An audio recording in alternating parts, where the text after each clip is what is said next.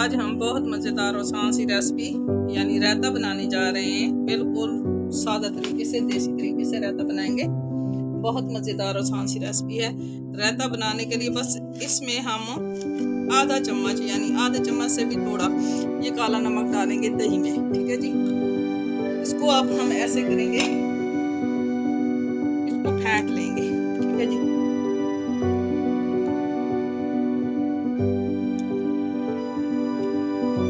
काला जो नमक है वो मैदे के लिए बहुत ज़बरदस्त है जी। उसके बाद हमने ये लोबिया ले लिया है। ये हमने ताज़ा लोबिया लिया है, इसको हमने निकाल के थोड़ा उबाल लिया है। ये हमने खीरा ले लिया है, इसको इस स्लाइस में काट लिया। ठीक है जी। उसके बाद हमने 3 अदद हमने ये खीरे लिए हैं और 2 अदद हमने टमाटर ले लिए हैं, इस स्लाइस में हमने काट लिया है, और 2 अदद हमने गाजरी छोटी ले ली है। अब इसको हम फेंटते जाएंगे जैसे ये।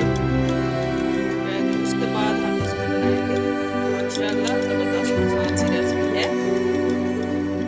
बच्चे बड़े बहुत शौक से खाते हैं। रायता वैसे भी सेहत के लिए बहुत ज़बरदस्त।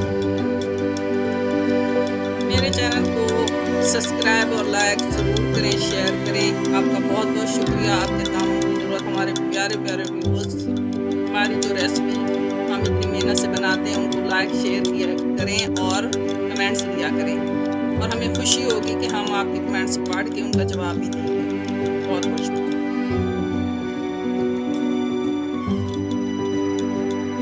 उसके बाद हम इस बॉल में डालेंगे।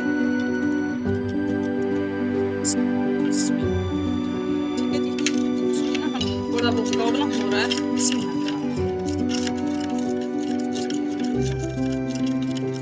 ताकि गुठलियाँ सी ना बने। ठीक है। आपने तब तक फेंटना है जब तक ये गुठलियाँ खत्म ना हो।